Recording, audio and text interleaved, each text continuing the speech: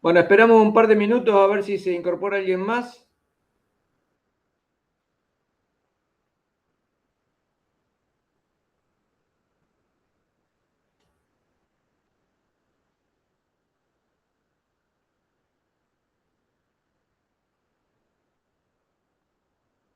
Voy a ir presentando de mientras.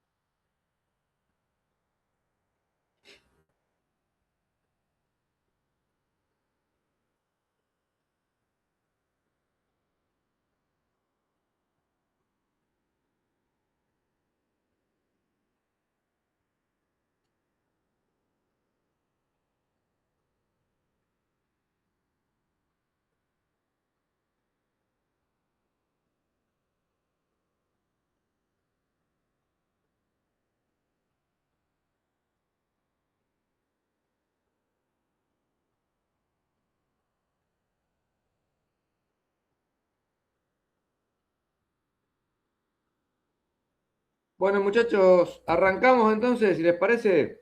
Dale. Bueno, muy bien. Habíamos llegado entonces hasta esta placa donde teníamos, tal como dice aquí en el apunte, el ciclo saturado simple ideal de compresión de vapor. Y aquí abajo el esquema básico de lo que sería la instalación del equipo. Y estaba mirando esto, más o menos ya lo hablamos, que era el efecto refrigerante. Fíjense que estamos hablando siempre de calor específico, porque abajo, en el eje horizontal, si ustedes se fijan, tenemos entalpía específica, es BTU por libra o kilocaloría por kilogramo, o kilojoule por kilogramo.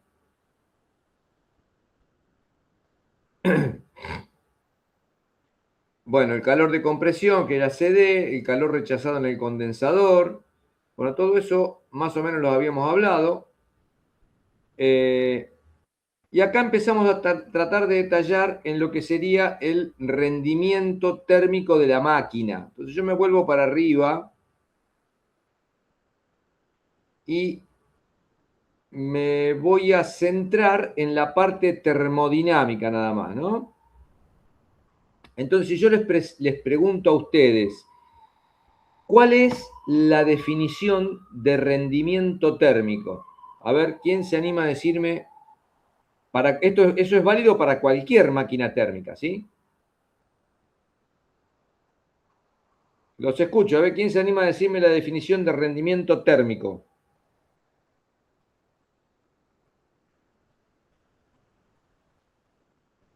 Es lo que te da la máquina dividido lo que vos le entregás para que funcione.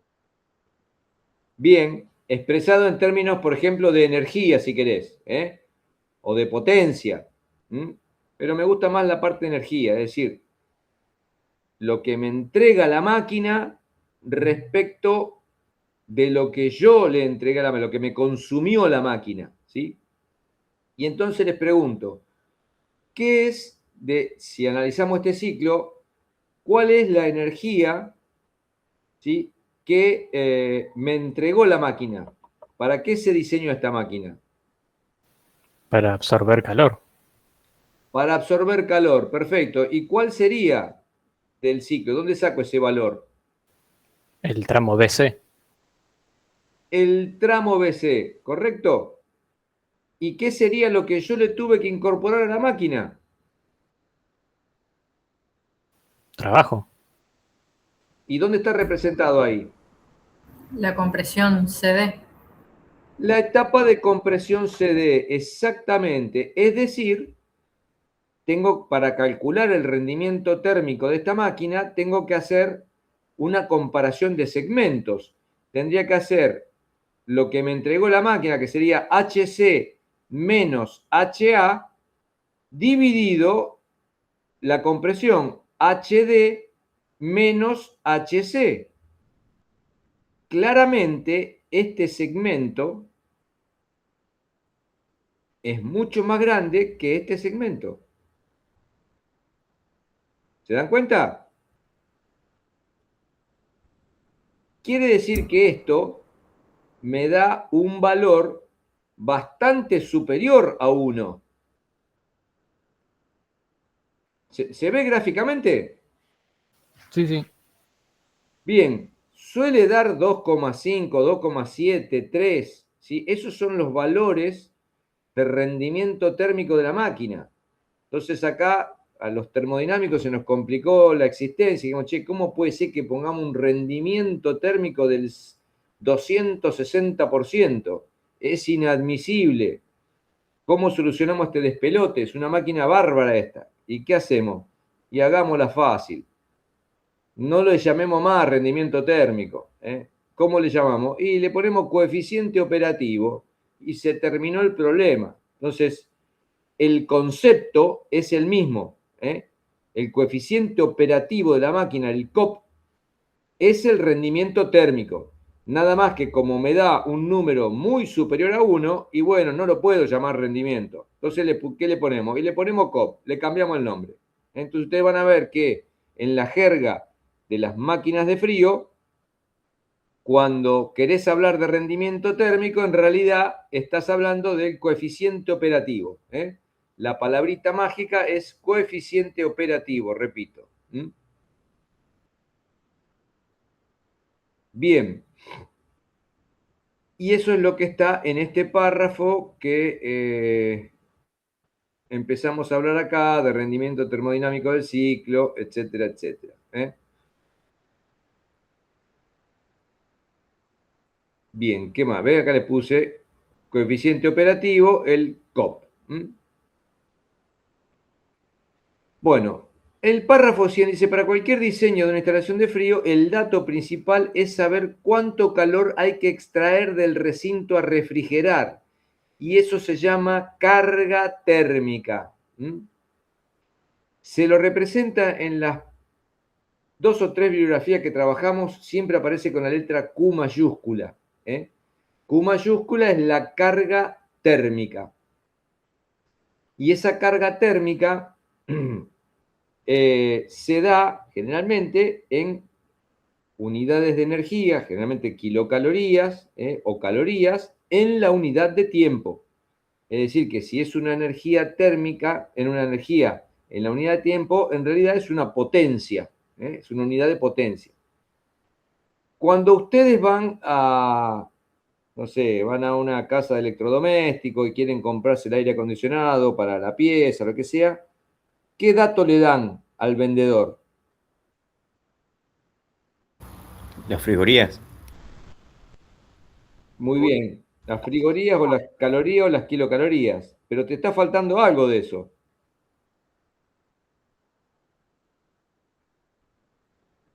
Vos que les decís, che, quiero un equipo de aire acondicionado de 3.000 frigorías o 3.000 kilocalorías. Bárbaro. A eso le falta algo fundamental que nadie se acostumbró a decirlo, por eso está mal dicho. Es en la unidad de tiempo. Esas son por hora. Cuando vos te vas a comprar algo, se decís, che, de 3.000 kilocalorías, de 5.000 kilocalorías, por hora. Y precisamente esta carga térmica es ese dato. Es lo que vos querés sacar. Que el vendedor más o menos tiene una idea y te dice, che, mira, cada tantos metros cuadrados, ¿cuál es el tamaño de la habitación? Te saca el volumen y en base al volumen de la habitación, del living, comedor o de lo que fuese, te da una idea bastante aproximada de cuál es la carga térmica del aire acondicionado que necesitas. Pero repito, todo el mundo está muy mal acostumbrado y no te lo dice por hora, pero es por hora. Por lo tanto, quiere decir que si tengo unidad de energía en la unidad de tiempo, eso es potencia.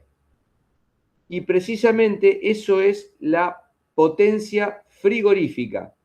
Cuando vos vas a comprar un equipo, en la parte de aire acondicionado, como es un manejo de gente que no es técnica, entonces te piden solamente, todo el mundo te habla de 3.000 kilocalorías, 4.000, 5.000, etcétera, frigorías, ¿tá?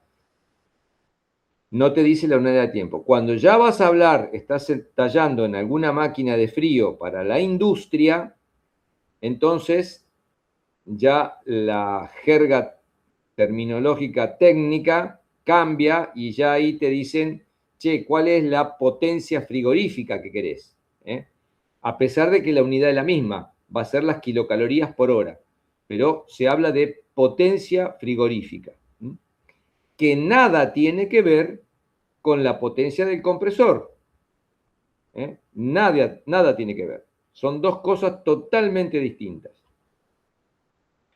Y en el gráfico que vimos recientemente del ciclo de compresión de vapor quedó clarísimo, ¿no? Bien, sigamos avanzando. Quiere decir que cuando yo quiero definir el ciclo, de la misma manera que cuando voy a comprar un aire acondicionado, este dato de carga térmica es un dato fundamental, fundamental. Vamos a ir avanzando y después vuelvo sobre este dato de carga térmica. Bueno, ¿qué les puse acá? Veamos ahora ecuaciones sencillas que podemos calcular los valores fundamentales del ciclo. Es decir, todas estas ecuaciones, fíjense que están totalmente referidas respecto del el gráfico que tenemos acá arriba, ¿sí? Están todos referidos respecto de este ciclo saturado simple de compresión de vapor. Y entonces ahí vamos viendo el efecto refrigerante, es decir, esto es el calor que me está sacando el equipo de aire, el equipo de frío del recinto refrigerar, que normalmente se lo denomina como Q minúscula sub E, y es HB menos HC. Y vamos para arriba, es HB menos H, o sería HC menos HB, en valor absoluto. Bien, ¿qué más? Calor de compresión se lo denomina Q minúscula sub C y es HD menos HC. Y vamos arriba, en la etapa de compresión, ¿sí? Es desde el punto C hasta el punto D, quiere decir que es HD menos HC, es este segmento. Fíjense que estamos hablando BTU por libra o kilocaloría por kilo. Bien, ¿qué más? Carga térmica, dijimos cantidad de calor a evacuar del recinto en la unidad de tiempo y si la denominamos con la Q mayúscula. Bien, el caudal másico hace referencia a la masa de refrigerante que tiene que circular por el equipo de frío. Y esto es la cantidad de calor en la unidad de tiempo dividido el efecto refrigerante. Y me va a dar tantos kilos en la unidad de tiempo de masa de refrigerante que tiene que circular por el equipo precisamente para evacuar esta cantidad de calor. Segundo importante variable a tener en cuenta es el volumen a mover por el compresor. ¿Cuánto volumen tiene que mover el compresor? Y es precisamente la masa en la unidad de tiempo del refrigerante, me parece que acá hay un error, por el volumen específico. Esperen que quiero verificar una cuestión. Yo tengo acá volumen específico en las diferentes unidades. Vamos a ver acá. Pie cúbico, sí, acá creo que está mal, ¿eh?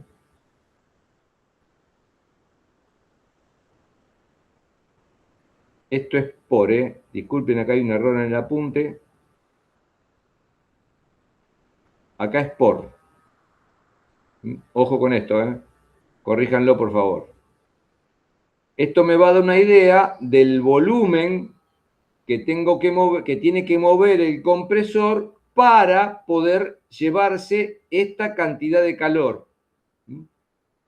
Y esto es fundamental, por ejemplo, si yo tengo un compresor monopistón, por ejemplo, me va a influir en la cantidad de vueltas que tiene que girar el compresor, porque cada vuelta es un volumen desplazado del cilindro que tiene que succionar. Bien, ¿qué más? Potencia del compresor.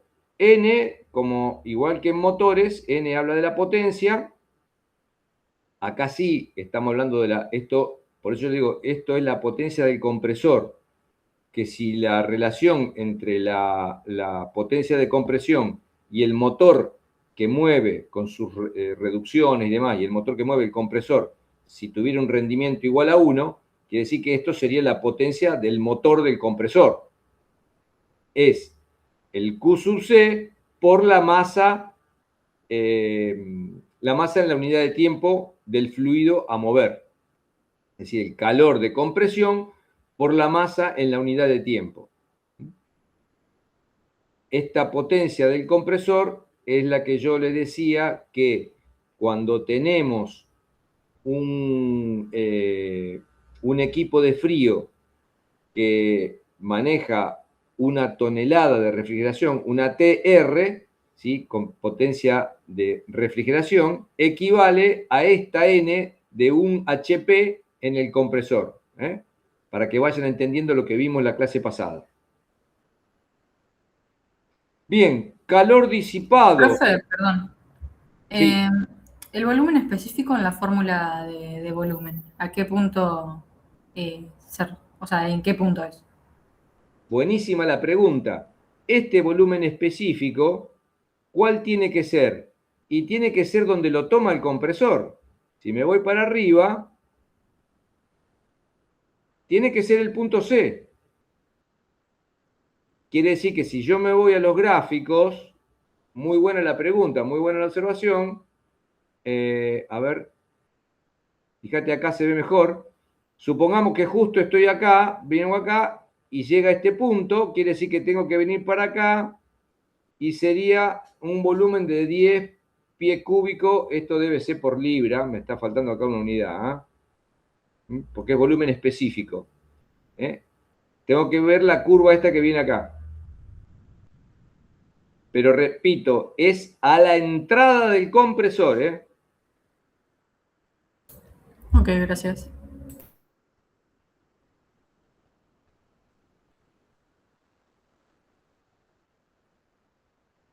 Muy buena la pregunta, muy buena la observación. Bueno, ¿dónde estamos? A ver, quedamos por acá. Bueno, y me queda el último, el coeficiente operativo, el COP, en donde es esa relación entre los dos segmentos. Fíjate que esto arriba es el efecto refrigerante y abajo es el calor de compresión.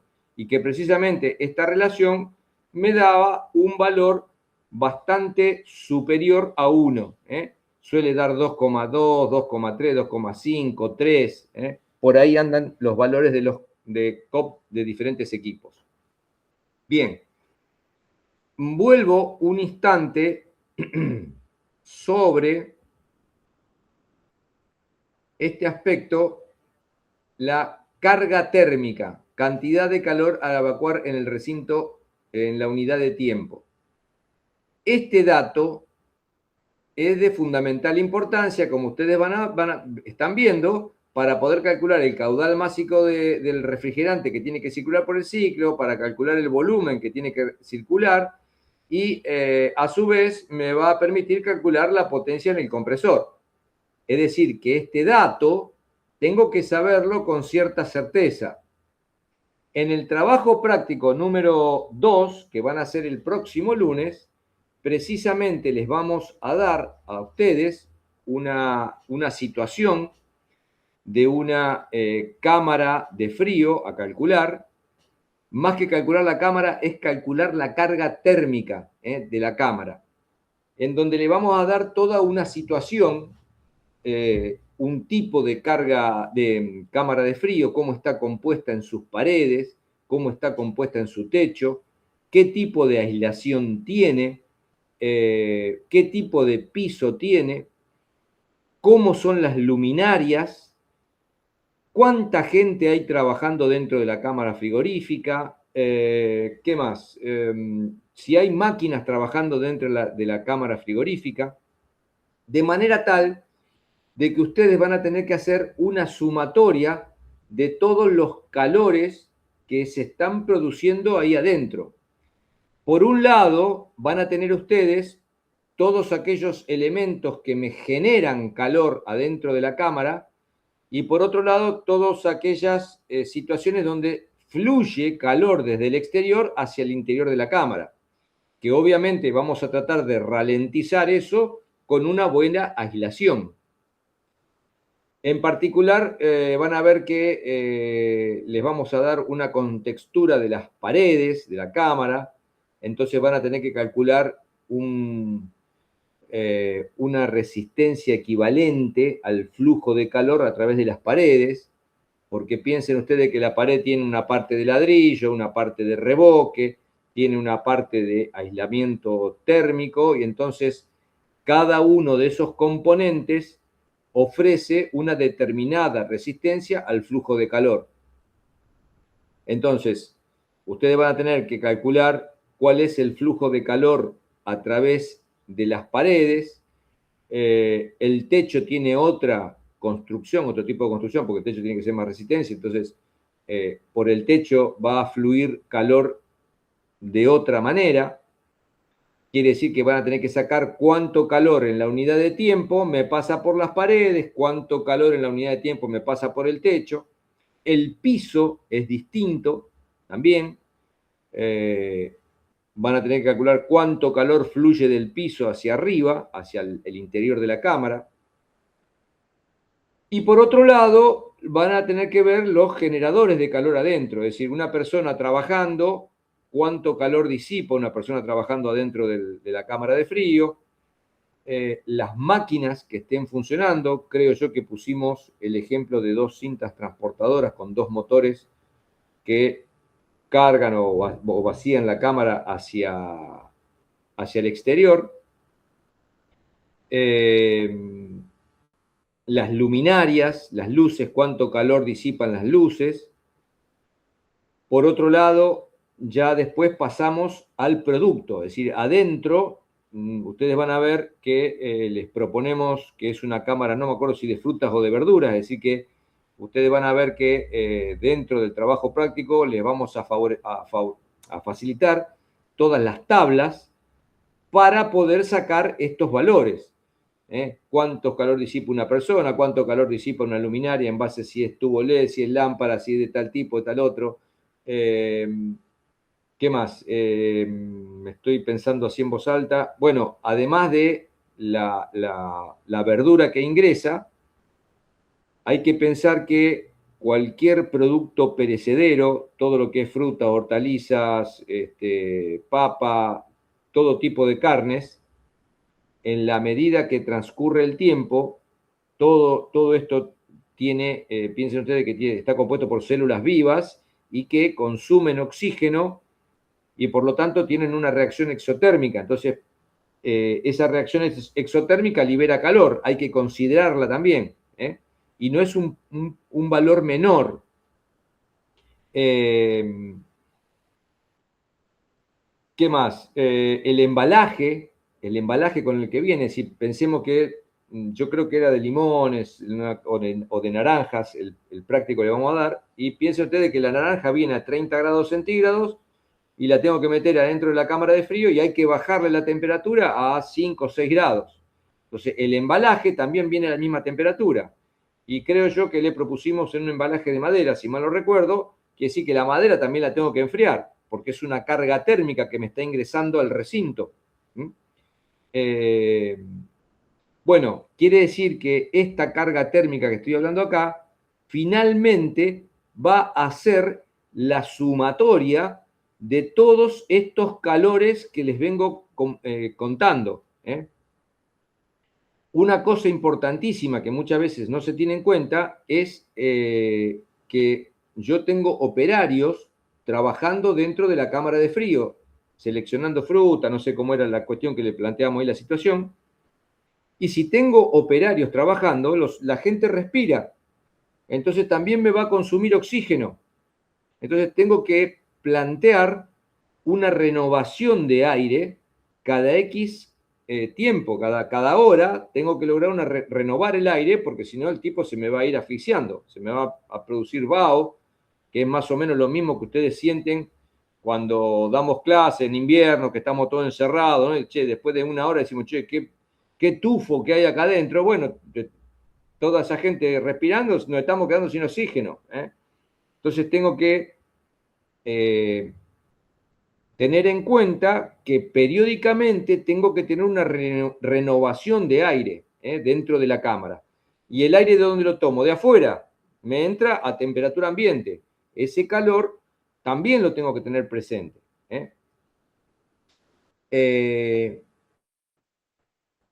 Bien, así que ese es el trabajo práctico que les vamos a plantear el día lunes. Y una vez que tengamos calculada la cantidad de calor, esta que les estoy marcando acá, recién ahí podemos calcular el resto de las cosas y les proponemos en el trabajo práctico que comparen dos refrigerantes distintos, para lo cual van a tener que bajarse las gráficas de los diagramas entálpicos de estos dos refrigerantes. Esta información está perfectamente en la web, no van a tener ningún inconveniente para encontrar las tablas entálpicas de los dos refrigerantes que les vamos a plantear en el trabajo práctico y de esa manera poder resolver y comparar los dos TP, no los dos TP, sino comparar los dos refrigerantes, ¿no? ¿Cuál es mejor uno que otro desde el punto de vista termodinámico? Nada más que eso. En algunos años, alguno también hizo algún análisis económico, no está de más, si tienen tiempo, averiguar en las empresas que venden este tipo de refrigerantes, las empresas de frío. Hay varias acá en Rosario, hay 3 o 4 grandes, importantes. Podrían averiguar el valor del costo del refrigerante para tener una idea, porque les va a cambiar totalmente la masa de refrigerante que tiene que circular en el equipo para una misma carga térmica. ¿Se entiende lo que estoy diciendo?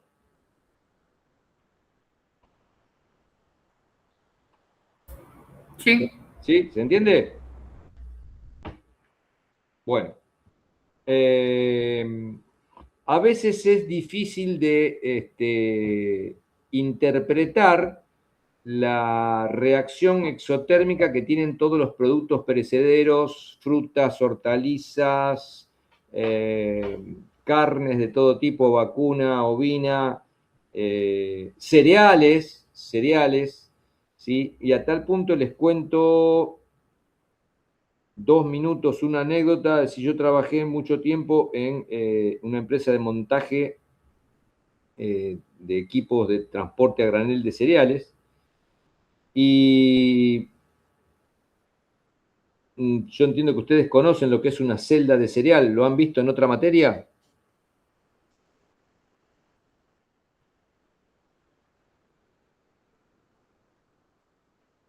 Sí, puede ser en máquinas agrícolas que hemos ido a Molinos Agro. Bien, una celda, si no, es un gran galpón que almacena cereal, ¿sí? Más o menos debe tener las celdas tipo, digamos, hablamos de empresas cerealeras, los puertos acá, el tamaño es casi 70, 80 metros de largo por 30, 40, hasta 50 metros de frente, y en muchos casos tienen profundidad de 10, 12 metros para abajo. Sí, vimos que están recubiertos de paredes de hormigón hasta una cierta altura. Y, Exacto, y después tienen el y- techo de chapa. sí, techo de chapa y un puente grúa bueno, para movilizar el grano, ¿no? Perfecto, bien. Bueno, eh, a mí me tocó en un caso una obra, es decir, una construcción de una celda. Yo estaba responsable de la parte de mecanización de la celda y se atrasó la obra civil se fue atrasando, y lo que ocurrió es que a medida que iban techando la celda, iban terminando, empezaron de un extremo hacia el fondo, eh, yo les habilité los equipos, les monté los equipos en ese entonces, y estaban tan desesperados que empezaron a cargar la celda mientras 15, 20 metros más adelante estaban trabajando en el montaje del el techo de la celda, ¿no? Venían muy atrasados los chaperos, y lo último que se arma en una celda es la aireación. En el caso de las celdas de cereal, al cereal se lo enfría con aire, ¿sí? Porque como les dije yo recién, están compuestos por células vivas y tienen reacciones exotérmicas. Entonces hay que enfriarlo. ¿Cómo se lo enfría? Con un sistema de aireación a través de una rejilla, unos grandes ventiladores, y se le insufla aire al cereal desde abajo hacia arriba. Bueno, en este caso, lo último que se monta en la construcción de una celda es el sistema de aireación. ¿Se imaginan ustedes que nosotros empezamos a cargar la celda a medida que le iban techando? Cuando llegó al final, se terminó la celda, se terminó de techar, a las horas terminamos de cargarle la celda con las norias, las cintas transportadoras y demás. Y los equipos de aireación llegaron 5 o 6 días después. Bueno, la cuestión es que quedó la celda cargada sin ningún tipo de aireación para bajarle la temperatura al grano. A la semana llega el barco y le cargan el maíz, me acuerdo que era maíz claramente. Bueno, les puedo asegurar, muchachos, que en la cinta transportadora que llevaba el maíz, si vos metías la mano en la vena de cereal, casi que no la podías aguantar de la temperatura que tenía. Yo calculo que debería estar en el orden de los 50, 60 grados tranquilamente. Por supuesto que la categoría del cereal, digamos, la clasificación de la calidad del cereal va en base a la humedad que tiene y a la temperatura que tiene. No sé, la calidad cayó como 5 o 6 puntos, así que eso repercutió en una pérdida de, creo que era $1.200.000, y bueno, ahí cortaron varias cabezas con todo el despiole que eso generó. Así que esto se lo comento como anécdota, donde ustedes me dicen, che, ¿cómo puede ser que tenga reacción exotérmica? Y sí, tiene una reacción exotérmica. Si yo no le quito el calor, eso es calor que se está produciendo y que tengo que quitárselo.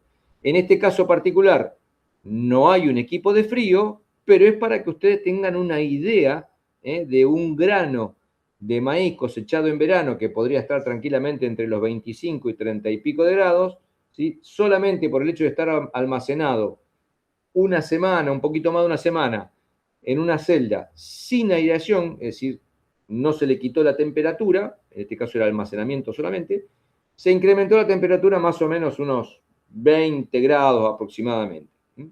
Bueno, esto es anécdota para que sepan que es uno de los calores a tener en cuenta que tenemos que evacuar de una cámara de frío de cualquier tipo de producto perecedero, es decir, productos que tienen células vivas como son hortalizas, fruta, verduras, carne vacuna, carne de todo, cualquier tipo de carne que a ustedes se les ocurra.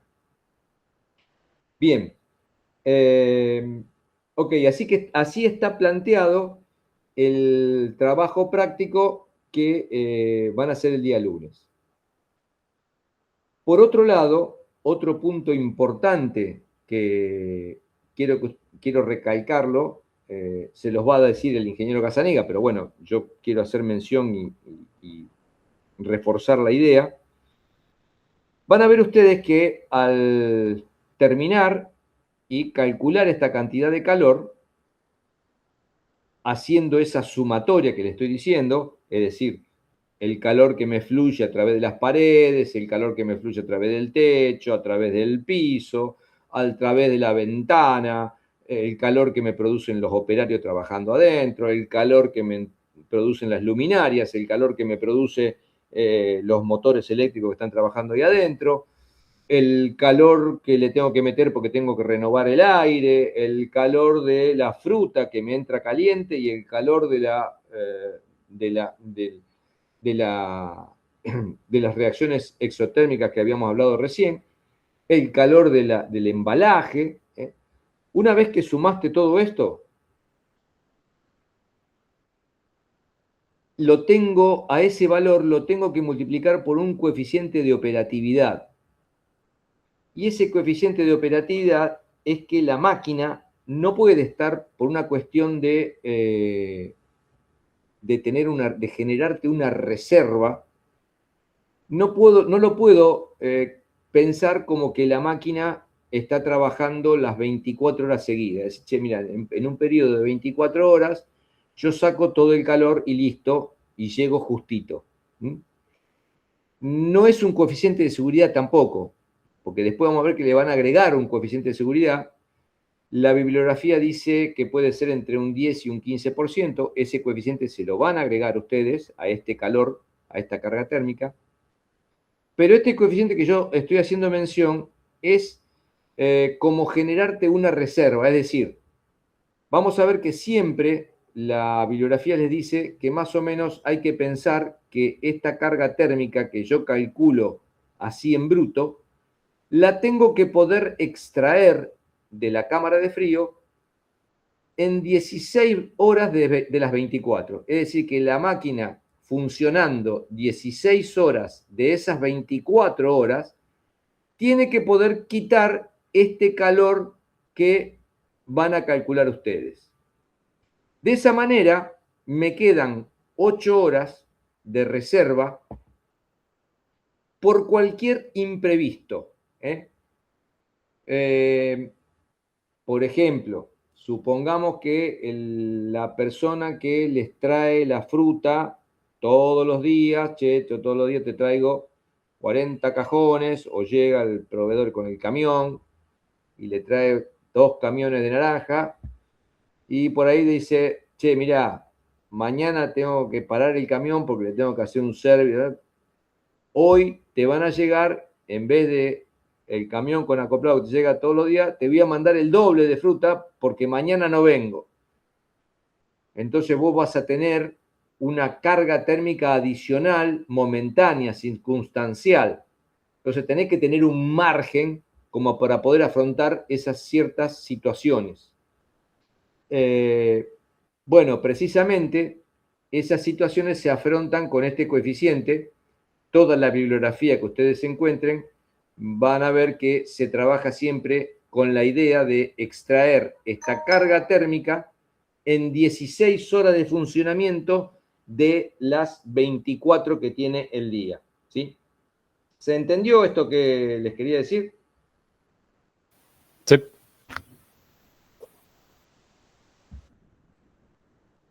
Bueno, perdón, pongo esto momentáneamente en silencio, me olvidé de poner en silencio mi celular.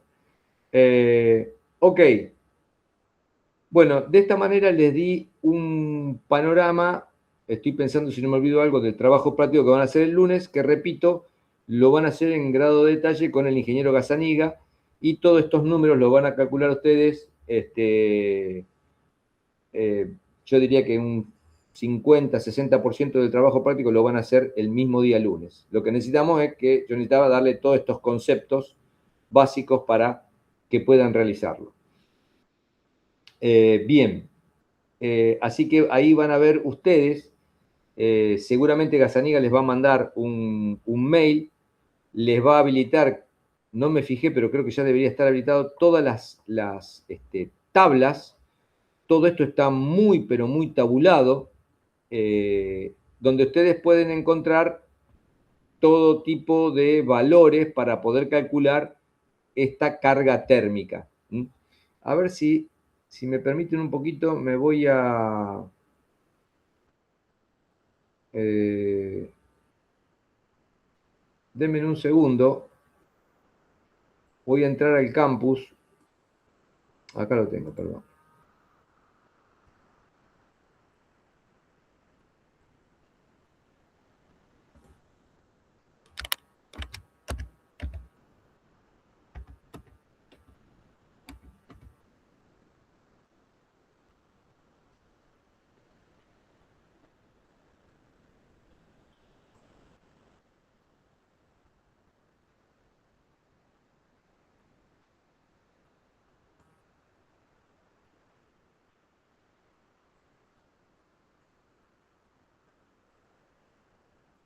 Bueno, sí, veo que ya se las habilitó el ingeniero Gazzaniga. Ustedes tienen en pantalla, yo estoy en el campus, ¿ustedes lo tienen en pantalla ahora? Sí. Bueno,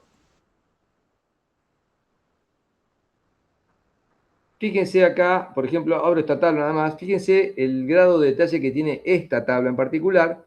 Como esto, ustedes van a ver que ustedes van a tener varias tablas para trabajar. Hay algunas que son muy sencillas, que no queremos entrar en tanto detalle. Esta sí la pusimos con la que mejor tenemos como dato, porque aquí tienen un montón de datos importantes. Si te da calor específico de la fruta, datos de enfriamiento, si la querés congelar, si solamente la querés enfriar. En fin, y fíjense, a la izquierda tenés todo el tipo de frutas. Esta es de frutas solamente, creo. Sí, esta es solamente de frutas. Hay otra que es solamente de hortalizas, hay otra que es de hojas de verde, en fin. Tienen absolutamente todos los datos habido y por haber. Y esta empresa Carrier es una empresa que se dedicó a estudiar todo tipo de estos calores para diferentes productos, ¿no? Lo mismo ustedes van a poder encontrar tablas referidas a las carnes. Bien, entonces veo que ya me quedo tranquilo que el ingeniero Gazzaniga ya les habilitó las tablas y bueno, solamente queda meterle mano al trabajo práctico. Me vuelvo al apunte.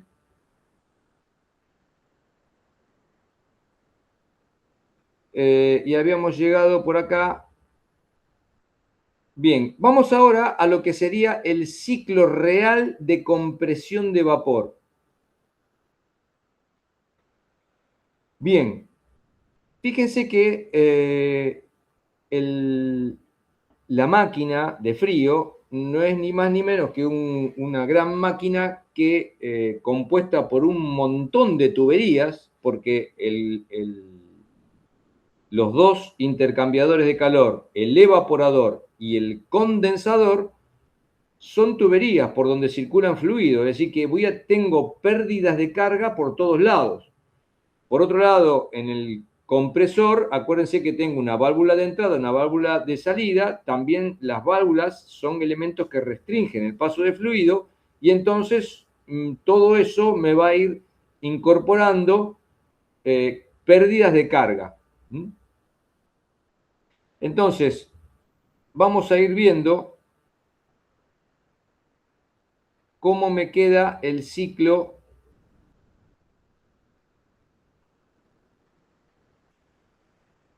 Bueno, acá tenemos en esta gráfica dibujado el ciclo en color verde.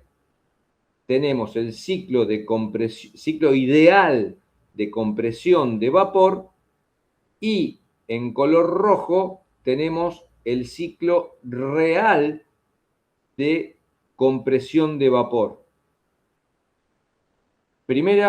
A primera impresión, recordemos, el ciclo se recorre en sentido antihorario y, como ustedes saben, el área me estaría indicando el trabajo que yo tengo que incorporarle al ciclo para que el mismo funcione, ¿no?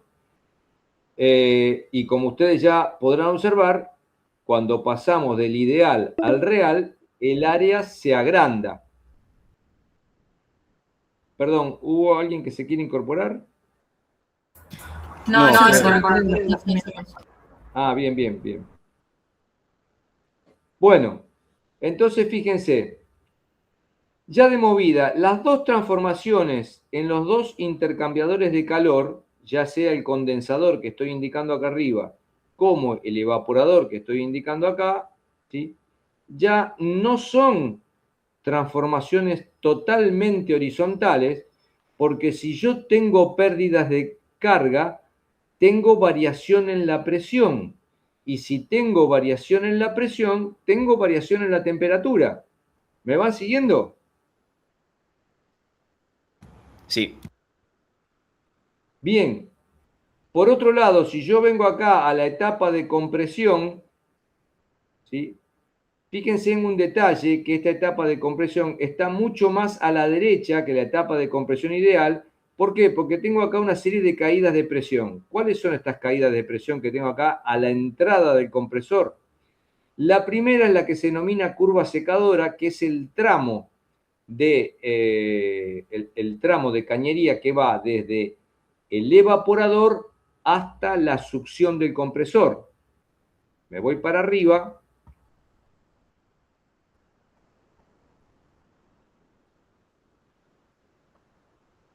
Acá termina el evaporador, ¿ven? Quiere decir que desde acá hasta que llega el compresor, este tramo de cañería tiene su caída de presión, su pérdida de carga, con sus codos y demás.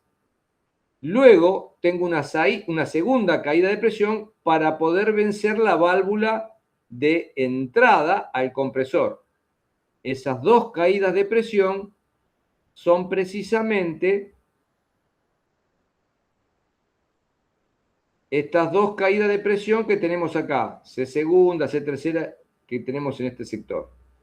Como yo me vine hacia la derecha del gráfico, ahora la curva isoentrópica o de entalpía constante que tengo que seguir para acá es esta, y estas curvas al venirme a la derecha se abren mucho más, tienen mucho más pendiente.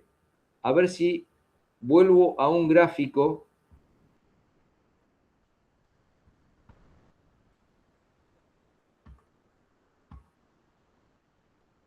Acá se ve claramente. ¿Ven? Las primeras, estas curvas, tienen esta pendiente. En la medida que me voy a la derecha, fijen esta última que está dibujada, tiene mucho más pendiente. ¿Se dan cuenta? Gracias a Dios, ¿no? Porque si no, la termodinámica, si todo este grupo de curvas serían paralelas, la termodinámica no funcionaría, ¿no?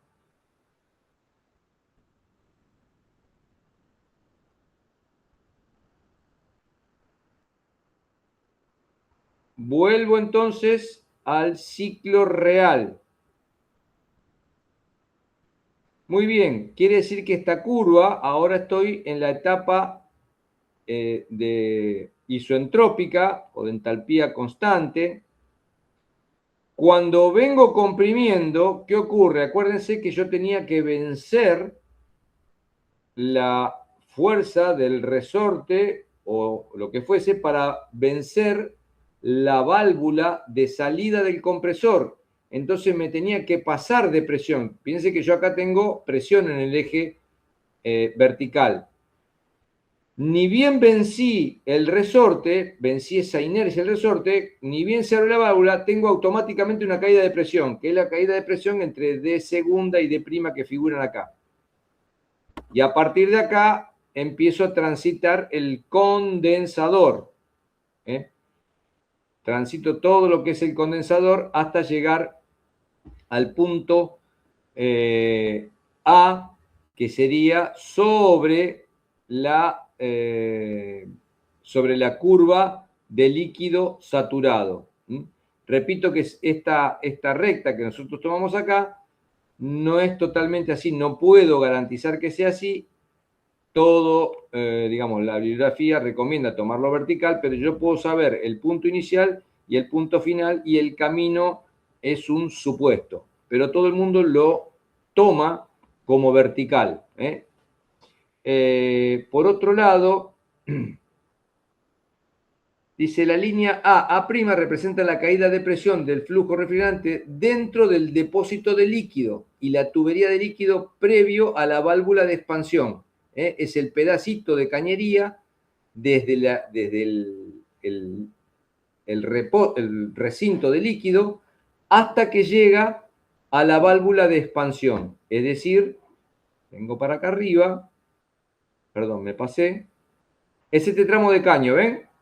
Esta cañería con sus curvas hasta que llegó a la válvula de expansión. Todo esto tiene su pérdida de carga. Por eso el salto de A a A'. Pero ahí hay un error. Dice, es inevitable además que parte del líquido pase al estado de vapor por esa disminución de presión. Entonces, este punto A' está aquí mal dibujado, tomen nota, este punto A' tiene que estar dentro de la zona de cambio de fase. Hay un error en el gráfico y este punto, digamos, esta línea roja A' debería venir más vertical y caer dentro, por acá debería estar. ¿Me siguieron? Sí. ¿Mm? Bien, cuidado con ese detalle porque, repito, A' tiene que estar acá, dentro del cambio de fase. Es inevitable que al momento de abrirse la válvula de expansión, parte del líquido pase al estado de vapor y entonces normalmente este punto A' está más abajo en esta zona dentro de la campana. Y así me queda conformado el ciclo real, saturado, simple, de compresión de vapor.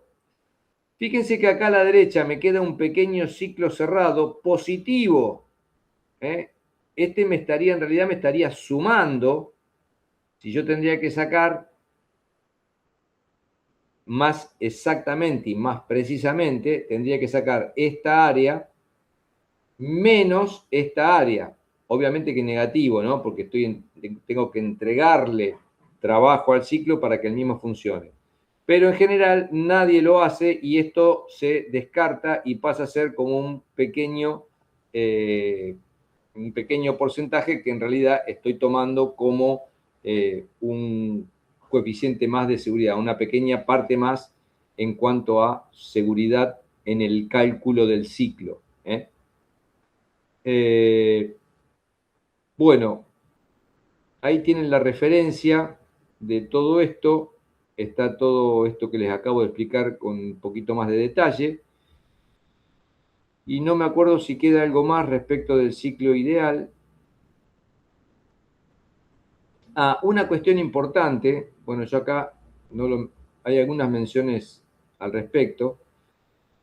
Fíjense que puede haber, digamos, puede ocurrir, fíjense que acá yo me pasé, a raíz de esto, me pasé hacia la zona de vapor. Es decir, que acá tengo vapor sobrecalentado y podría tener también un subenfriamiento. Si yo me vengo, en vez de cortar justo el ciclo en la línea de líquido saturado y me vengo hacia la izquierda, tendría líquido subenfriado.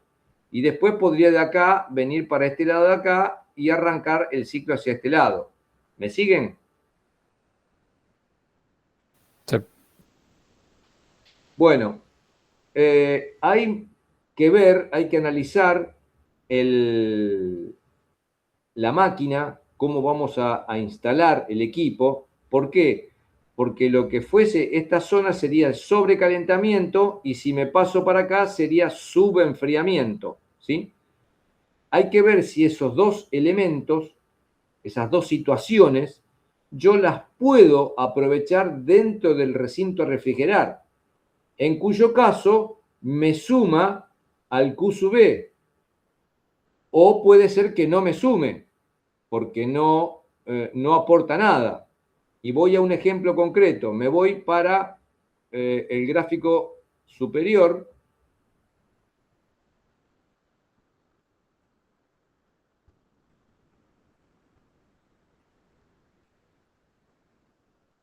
Y vamos a ver, por ejemplo, supongamos que yo tengo el evaporador, este equipo, obviamente lo tengo dentro del recinto refrigerado, es decir, lo tengo dentro de la cámara de frío, ¿sí?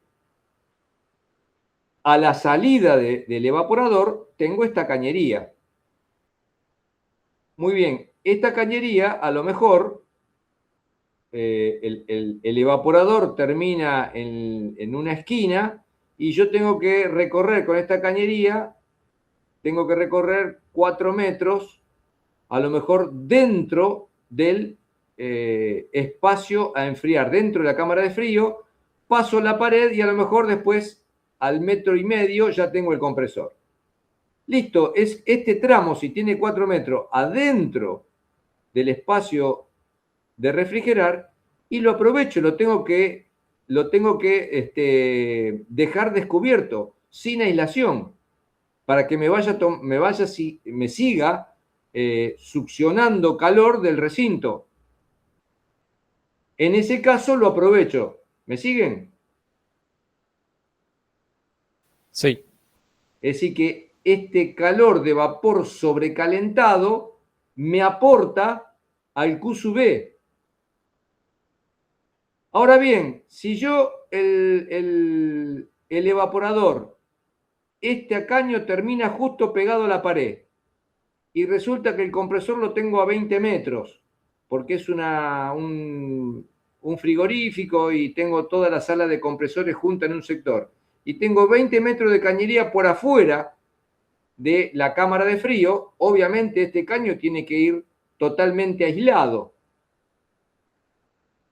Pero la aislación no es, ninguna aislación es perfecta, así que el caño de 20 metros con aislación que llega a la sala de compresores, voy a tener que ver cuánto calor me va a absorber acá. Y ese calor que me absorbe acá no está aprovechado adentro de la cámara de frío. Por lo tanto, no lo puedo poner como Q sub B, como efecto refrigerante. ¿Me entendieron el ejemplo? Sí. Bueno, muy bien, chicos. Se nos está haciendo la hora. Así que me voy al... Cierro acá.